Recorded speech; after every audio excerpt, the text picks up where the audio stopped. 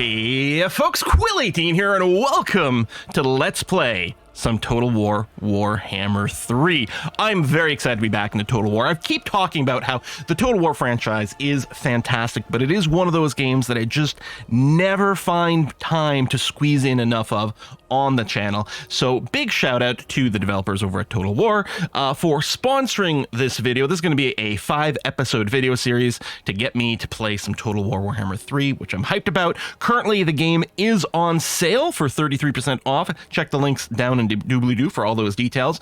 Also, not that long ago, just a few days ago as I'm recording this, the 2.4 patch of the game dropped, and what I'm the most excited about is that the Immortal Empires mega campaign is now available for everyone who owns Total War Warhammer 3. This is basically the big, giant, super mega campaign that combines Warhammer 1, 2, and now 3. Used to need to own, as I understand it, if I remember correctly, you needed to own the previous titles to be able to do this merge campaign, but now it's available to everyone who's got Warhammer 3, which is great. So yeah, check the information in the description box for more info that I might have forgotten about. And yeah, you can, if you've been waiting for it, you can pick it up on cheap. Anyway, let's go ahead and get ourselves started. So we're going to start a new campaign, and indeed, I'm going to go right into Immortal Empires over here. Now, in practice, playing through this campaign is a long endeavor. We are going to be committing to a 5-episode series. I mean, who knows? If we're having lots of fun and lots of views, if you guys are hitting that thumbs up button and giving lots of comments, then maybe we'll continue past that. For now, it's going to be a promise of at least 5 episodes. Remember, I don't have a ton of experience with Total War, so it is going to be a little bit of a learning kind of vibe. We'll play on normal difficulty. I won't wimp out and go to easy, although part of me is wondering if maybe I should. Races. Look at the amount of races we have available. Also, I think they just announced that the Chaos Dwarves are going to be coming soon, so that's very exciting. But speaking of Dwarves, of course, we're going to be playing as Dwarves. Now, there are some recommended races. You can see the Empire over here, specifically as Karl Franz. That little symbol means it's recommended for your first campaign, which I should probably do, but if there's Dwarves available, how do I say no to that? So there are 5 different leaders, 5 different factions of dwarves available here, and they each have their own traits and things. I'm very much, this one here very much appeals to me, Belgar Ironhammer, because he has a clear quest. Reclaim the kingdom of Karak 8 Peaks as our very clear and explicit quest. But I'm thinking I might just go with the baseline, or not the baseline, the first one in the list is what I mean here. Thorgrim Grudgebearer. High King Thorgrim continues his Age of Reckoning, setting out to crush those with unanswered transgressions, started with those in the shadow of Everpeak itself. Sorry. I kind of do want to play this one. This might be a terrible idea. But I'm going to go ahead and do this. I really like the idea of, like, we've got a specific goal, go to Karak 8 Peaks, reclaim that. I think that's fantabulous. Now, we are going to get 50% increased upkeep until we recapture that. So we really do want to try to beeline to this as much as possible. We start with a bunch of Ancestor Heroes, unique building chain available at Karak 8 Peaks. So a lot of our game is going to really unlock when we get there. Bonus leadership when we are laying siege and encircling, Vanguard deployment during underway battles, and the Lord effect. So that's the faction. And then the Lord that I'm going to be using in battles himself over here, he's got a missile block chance, the ability Mighty Oathstone, which is going to boost our melee defense in an aura, and then leadership plus 10 when fighting against greenskins, ogres, and skavens. So that'll be great. I mean, we can go and take a look at the unit browser and other things like that. This map, look at all these provinces, each one of these little provinces. I think the last time we did some videos for Warhammer 3, were we doing elfy stuff? Here, I'm trying to remember how the water line goes, but I feel like there's something like that going on. Anywho, let's go ahead and start the campaign. There's a little bit longer of a load time with this Immortal Lord. That's what it's called, right? Immortal Lords? I'm pretty sure that's the name of it. Immortal Empires, sorry. The Immortal Empires load time. A little longer because it is such a gargantuan campaign. But I think definitely going to be worth it to avid players of Total War. More is better, right? All right, let's jump in. I think we get a little voiceover here. I'm not sure. Long have I there you fought and suffered for my people. Oh, that's it. All right. How to play. So Clan Angren here. So we have to recapture the settlement. We know that. Make use of Clan Angren's unique ancestor heroes. Oh, I love how it highlights them. Look at that. Mouse over here, it highlights all 4 of these. We got some little ghost dwarves. So yeah, make use of them to aid in your campaign. Use Oath Gold, which I believe, yeah, is highlighted. Oh, again, if you click this, or not even click, just mouse over, it highlights it on the UI.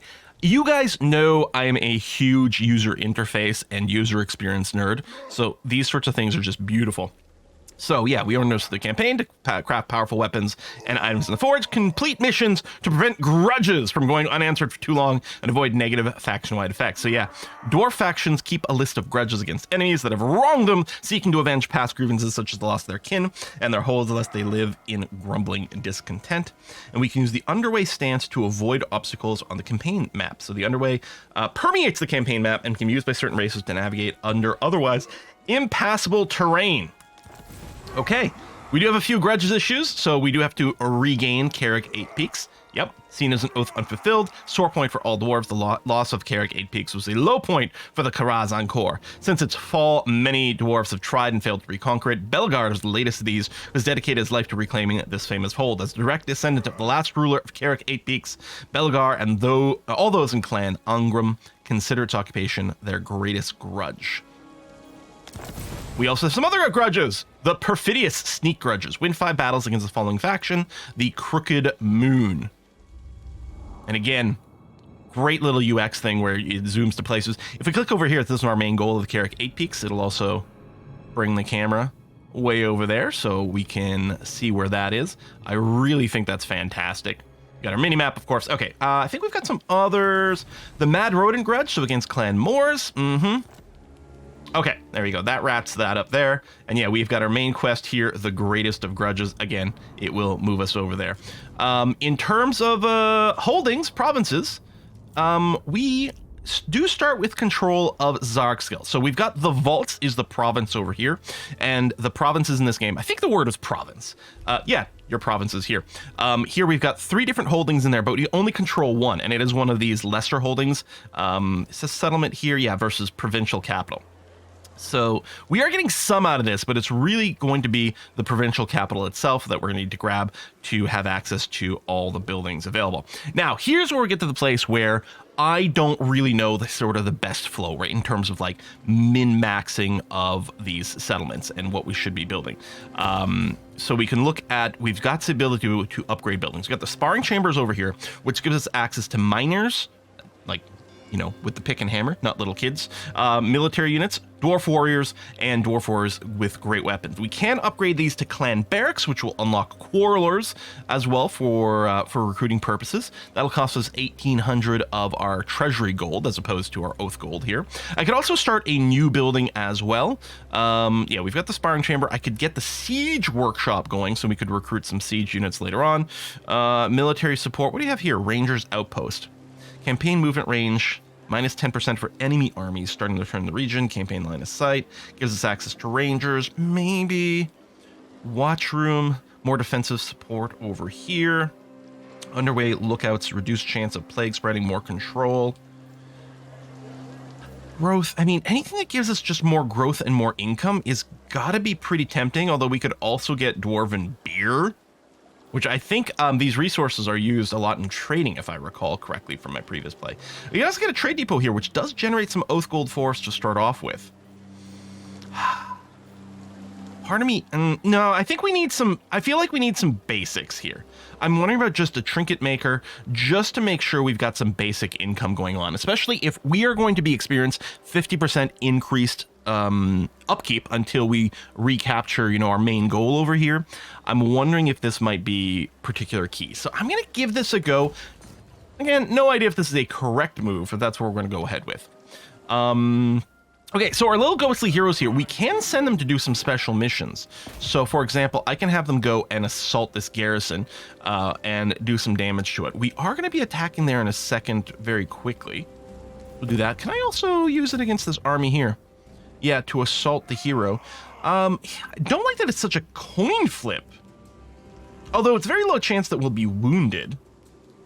All right, let's give this a try. If we go and send one of our ancestor heroes to go and attempt to wound the hero. Assault units, success, excellent. Halkenhath Stonebeard, our Thane, has successfully impaired Ren's army belonging to Broken Nose and escaped unscathed. Now, this is spending some money, and maybe it's not necessary at this point, but I'm going to go and do this. Oh. Well, oh, these guys have different moves. Okay, there's no walls to damage over there. What can you do? You can assault the garrison. All right, well, let's go ahead and do that. Again, assuming we can get there this turn, which I might be wrong about, but... Oh, failure. That's a shame. I'll just leave it at that. Let's actually grab our army over here. So Belgar's army, we've got some hammerers, dwarven warriors, a couple of miners, and then some rangers over here for our ranged attacks. Now, what's the deal? Hammers, they're armored, armor-piercing, damage dealer. Dwarven warriors are armored and shielded and have charge defense against larger foes. The pickaxe infantry, armored, armor-piercing, good against gates. Now, I'm not really looking at their base stats to compare. It definitely seems like our hammers are like our prime strongest units here. And of course, we've got Belgar, Iron Hammer themselves, the legendary lord. We're going to be pretty badass. Okay, let's jump in against Ren's army here. Now, we can, of course, simulate this auto-resolve, especially if things are so one-sided. In fact, I strongly suspect the auto-resolve is going to do a better job than I will in this battle because of my lack of experience, but we're going to give it the old college try. We're going to do the best that we can. Battle of Karak, Budar. He definitely doesn't have much, and he does have a damaged unit. That looks like maybe a tick of damage here and here as well. So that must have been what our infiltration did here. Now, was it worth spending a few hundred gold to do that? For this battle, probably not, but you know what? May as well give us our best chances. Now, I will tell you the very first thing that's going to happen here. There are very convenient shortcuts for picking units of particular types. Control M is how you pick missile units, but I will almost certainly be clicking that to try to pick melee units quite often, because my brain is going to just go and do that kind of thing. It's like Control I for infantry units. So I'm just going to go and make sure that all my infantry is one hotkey for convenience. My missile units are going to be another one for convenience. Looking at the landscape over here, I would love to set my archers up over here. I mean, I can't deploy there, of course. It'd be great to start the battle by running up here, but I suspect we might not be able to get there until, yeah, we've got wolf riders over here. Now, none of my units are anti-cavalry. I don't have any spearmen or anything like that. So we don't have anything that can directly counter these wolf riders. And yeah, almost certainly, if I move my archers up here, my ranged units, they will almost certainly just get charged by this cavalry, which is unappealing. Pork boys, and then there's the lord over there. And if I had my own cavalry, I'd be tempted to move it over here and prepare to do a flank maneuver, but I don't have that.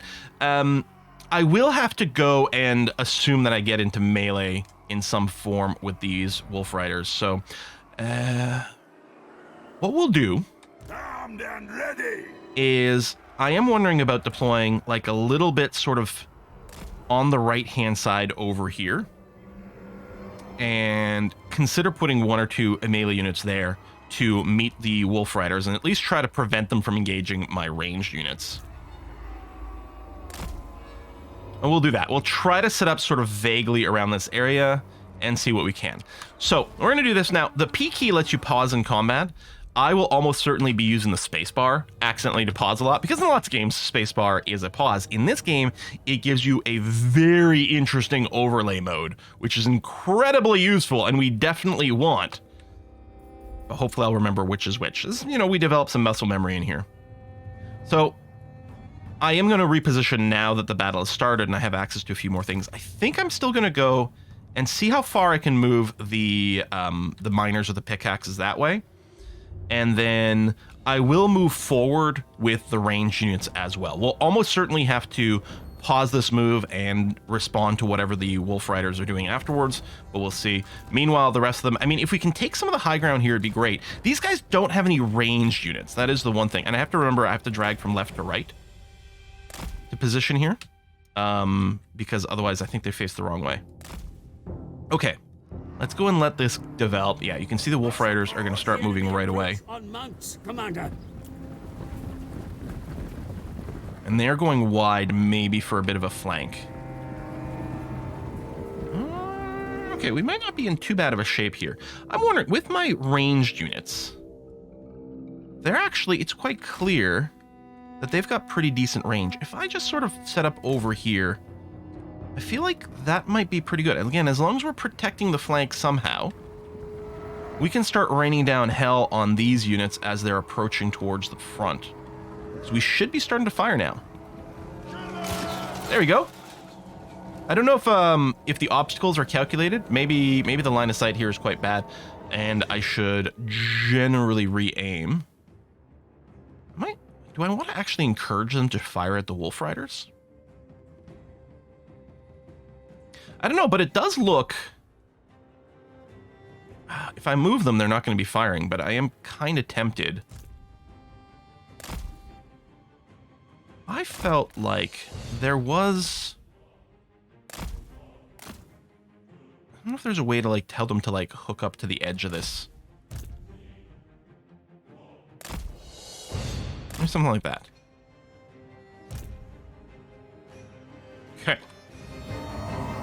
For Grimnir! Oh, more units are moving this way. So, I'm going to send my hammerers... They are bracing, which is going to be good. You know, if they're sending more people this way, I might send my lord this way to reinforce what's going on here. Yeah, there's a lot going there. Okay, let's try not to fire into my own melee units. What's the exclamation mark? Well, I'm sure there's a glossary somewhere for this. But yeah, let's try not to fire into melee itself. All right, yeah, you guys just go ahead and target those as best you can. I'd like to brace against the attack, but for now, just make sure you're facing the right way. All right, and you three, come over here. Go. All right, we've engaged those Wolf Riders. Can I get you to, like, skirt around and hit from the side a little bit? I think now that they're engaged in battle, it might not really be too much of an option. Oh, jeez, these guys are fast. I mean, I guess that makes sense. Okay, hold on. Let me move you both over here.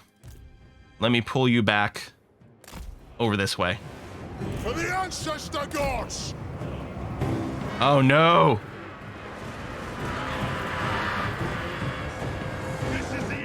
Oh, there we go. We're going to go Lord on Lord. We are also going to go and Mighty Oathstone for a melee defense boost and a Revenge Incarnate for melee damage boost as well. Which seems like a pretty good idea, as opposed to this, which turned out to be a disaster. Move! Move off! The clans unite! Satisfy the grudge! Range fire! Range fire! More of vengeance! Yeah. Let's just try to shoot those Wolf Riders from a distance at least. Although we're almost certainly going to friendly fire. I do have guard on by default, so we're not going to chase the ones that are fleeing, although these guys just reformed here. And we do have a flank happening here. Now, these guys are going to be looking to engage a flank. I'm going to grab this. Oh, these are Wolf Riders. So there we go. We're going to engage them in melee. Oh, look at our guys getting knocked back, though, from that charge, because we weren't actually braced. Warriors flee. Yeah, that's my archers. I got completely caught out. Round them up and send them back to the fight. Fire on the foe! Scoff! Have at him! Okay, the enemy lord's nearly dead. This is great, like the solo. I mean, we used our powers. Let's get these guys from behind. Yeah, he's broken, he's tired, he's routing. The enemy lord routes. Perfect. I was gonna say, anyone who's got the little snoozy symbol and is clearly not fighting. Oh, let's send you in here. Dwarf warriors! Drag them! Get in the skirmish there. You keep trying to shoot at him, and we're going to bring our archers back a little closer here. Actually, just take some pot shots at those guys where they're running. Let's hope they stay broken. And jump in here. We should have a nice round over these guys. Yeah, so I miss... Oh, these guys are re-engaging now. And I do have skirmish mode on these units. They're trying to flee. So I miscalculated the movement rate. Are you firing or not? Oh, no, you are not in the orientation that I expected. Yeah, let's make sure the Lord... Oh, we actually killed him. Well, wounded him.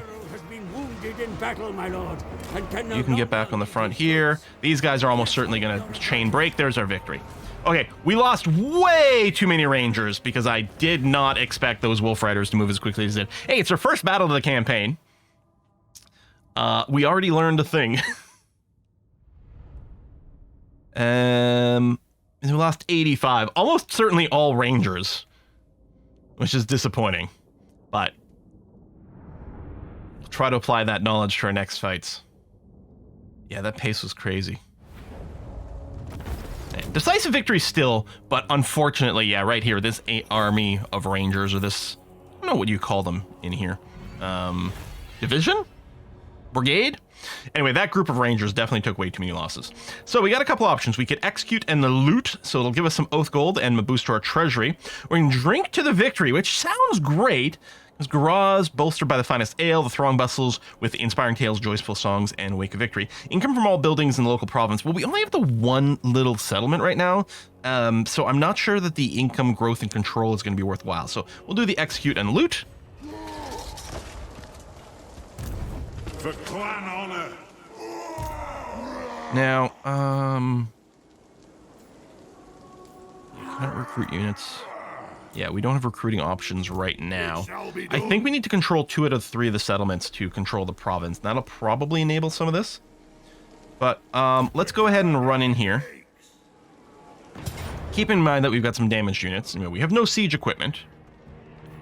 We have quite a few dudes over here. But I think we should be okay. I mean, it is predicting a decisive battle if we just automate it. But let's go and do one more manual battle here. And let's try to acquit ourselves a little bit better. Ren Bootlika. Oh no, that's the faction name. Like, how are they all called Bootlikas? Is that the hero mounted there? Or maybe that's another... That might just be more of the Wolf Riders. Yeah, let's have a look, see what we've got. Yeah, Goblin Wolf Riders. It looks like they've only got one group of them this time. This time they do have archers. Goblin archers. Again, it would be great to take some more of the high ground. Like, if we just sort of vaguely move over here to start off with. Let me hotkey my groups in general. Not that I'm really using the hotkeys too much. So my idea here is just to generally move forward from the right side so that we do have the high ground. So yeah, I'm going to want to make sure we're as close as possible to the edge of the deployment zone as we can be. Start battle. And just generally move forward here.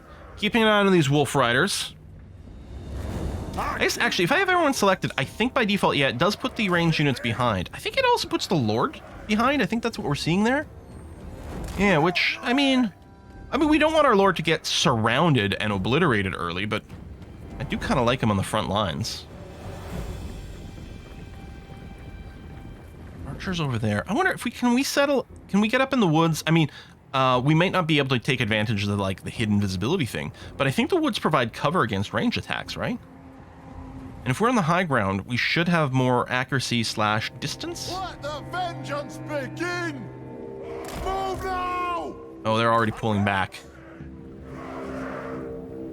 Well, the archers in the wood might still work out, because I think cavalry gets a combat malice fighting in the woods.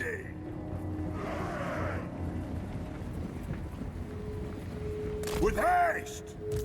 We still have a ranged advantage, even though one of our ranger squads is pretty injured. Aye! So yeah, we'll see what happens when we get in range. In fact, ideally, it might like to shoot their own archers, or... Yeah, let me do that. They might... I'm hoping they can still do it from the cover of the woods. Yeah, there we go. A little bit poking out, but generally okay. We can weaken their own archer squad. They do have a second one over here.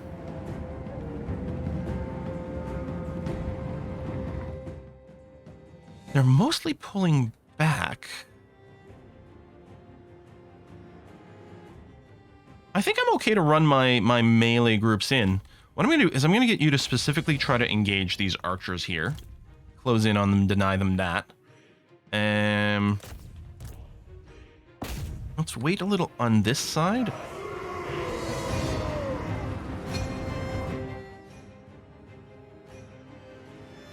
running after these guys doesn't make sense. Actually, the archers are probably going to start pulling back once we get in close.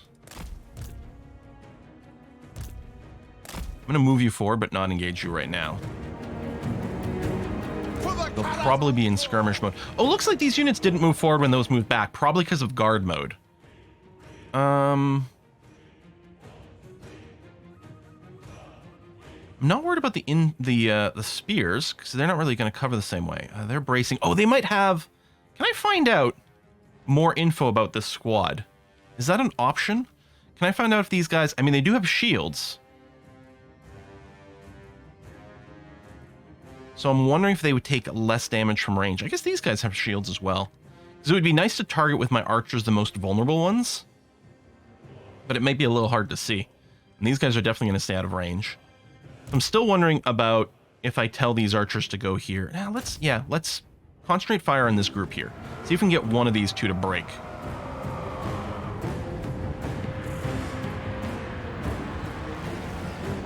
Okay, they're moving up. There's no way to catch those, and yeah, they might go and flank and try to engage our archers in the woods. Again, I'm hoping that the woods break their charge. Dwarf warriors! Okay, let's reorient this way. We're gonna get ready to engage our defenses shortly. We want to avoid shooting into our own melee. All right, I'm gonna target their archers over here. And yeah, if you can reach there, that would be fantastic. All right, let's pop my powers.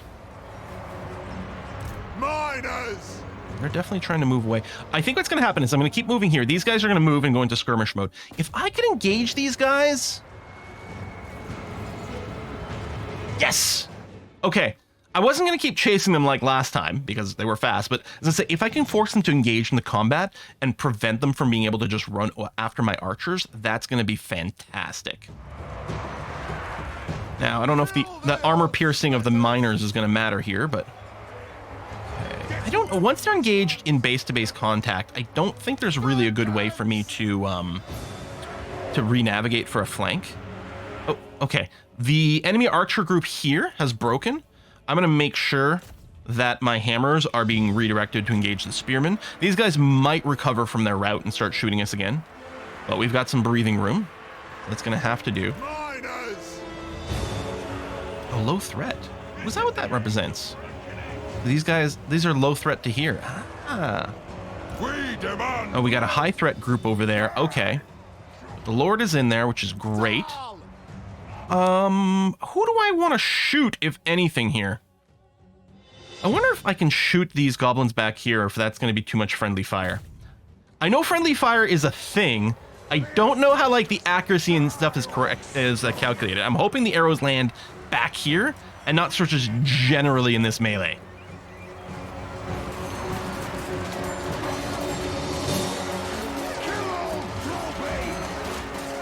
Alright, these goblins are losing. Friends are routing. They're not liking that. Okay, these goblin spearmen are running back, which is nice. Over here. Yeah, tired, but we're winning. For the ancestors!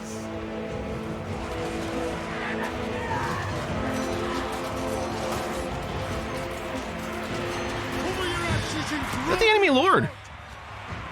Well, or the primary unit. I don't think it's a single lord this time. Oh, see, these spearmen are deciding to turn back and re-engage.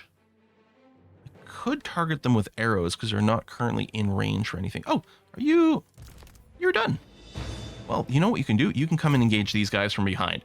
And with that in mind, what I'm going to do is I'll see if I can target these spears before they re-engage in melee combat.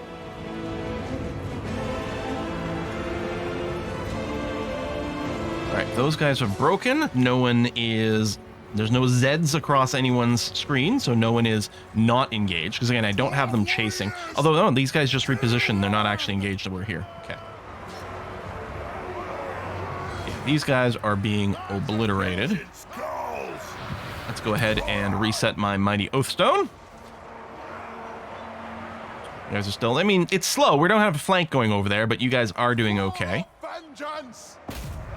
Oh, these archers are re-engaging here. Oh, we've got some sleepyheads. These guys are all routing. Tell you what, hammers, I'm going to get you to go in there.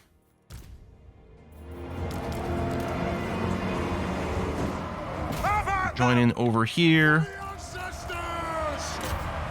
Go there. And yeah, we're just on mop up. I guess now what I can do is I can turn off guard mode, so they will chase people who are routing now for cleanups.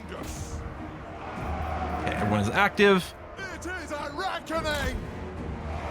I could train my archers to melee mode, so we're not shooting into friendly fire, although they could also go and engage there. Hey, what, you head over there, since those guys are breaking. We should get the victory indicator any moment now, because there's no way these guys are going to be holding up for much longer. Zulrika, to battle! There we go. We can kill some more units, but I don't think there's much point in doing that.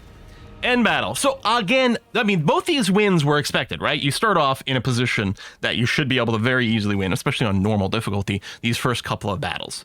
The big question is, can you do it without expending too many resources along the way? And I'm sure that, especially that first fight, I'm a little bit bitter about not recognizing the threat, the speed of the cavalry. But so yeah, I'm sure I've lost too many things along the way.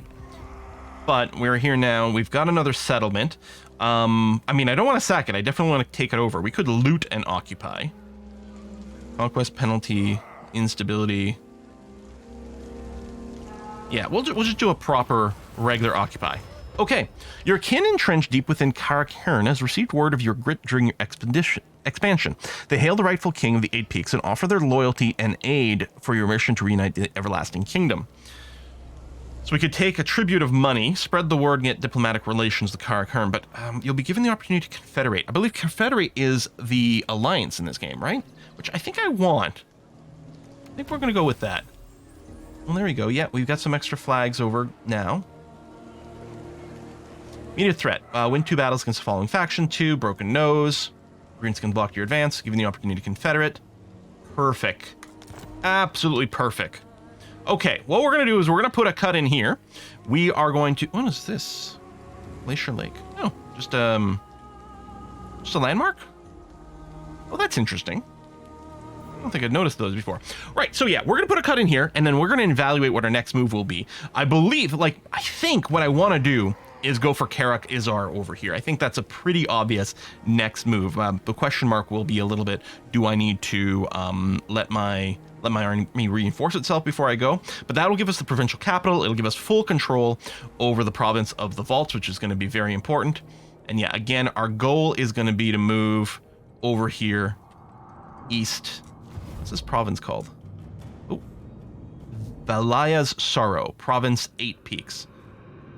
Oh, there we go. Valaya's Sorrow must have been one of the settlements over there. So province is 8 Peaks. So it's not that far away. I mean, in the grand scheme of the world map, which again is substantial, it's not that far away, but we have to go through a lot of provinces to get there.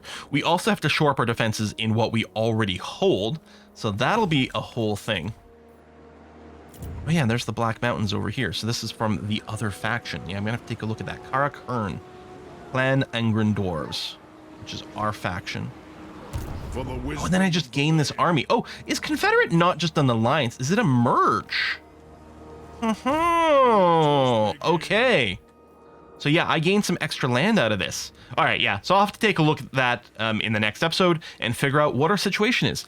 Folks, thanks a lot for watching. Again, check the description box down below for more information about Total War Warhammer 3, which is currently on sale for 33% off. Thank you very much to Sega for sponsoring this video. Much appreciated. We've got negative money all of a sudden. I'll have to take a look at that. I'll see you next time, folks. Bye-bye.